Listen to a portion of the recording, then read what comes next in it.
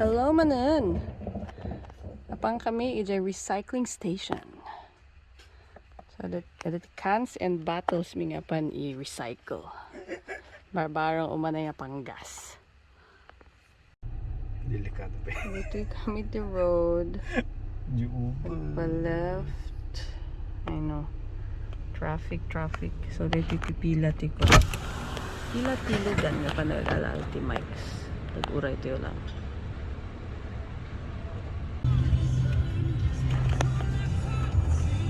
The mattress center. Santa Dati. I don't know what that structure is behind us.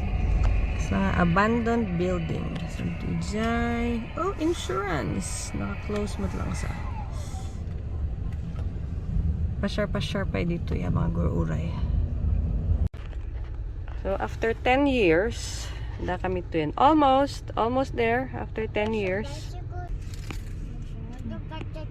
Dito pagbayaran. Dito pagbayadan. Dilikod tayo makita ganito. Oops, makita. Our snacks while waiting.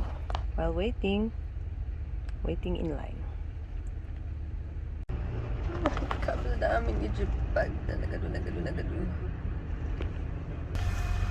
Dede, boy me. So, ibabada dyan. Pagkipila ka dito nga next. Bantayam, di ganyan na bagay. Okay, that's how they do it. Okay, so, panday dyan. The bottles, I think the other side the cans or I don't know. But lot cans and I think they mix it. I don't know they mixed. The cans. I cannot see the brighter. What the brighter? The one I cannot see. Kitam ni o di man ni. Dede the cans kan the bottles. Sinada, tunukan na pa ni Ijay. Kung matnag Ijay nga basket. Tunukan ipila da Ijay. Tapno maiway. After maiway, bayadan da Ijay. Ito di boy mi nga banbantay iti. Ewan pa lang di ko. The boy ngagbanbantay iti sako mi. Sako? Plastic bag? Bags? The cans!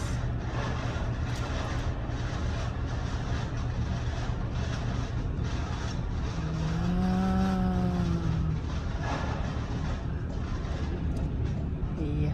Okay. Yeah, so di nga machine, that one. Ito nga machine. Di nga machine, aramida nakakasjay. There you go. Okay, separate machine.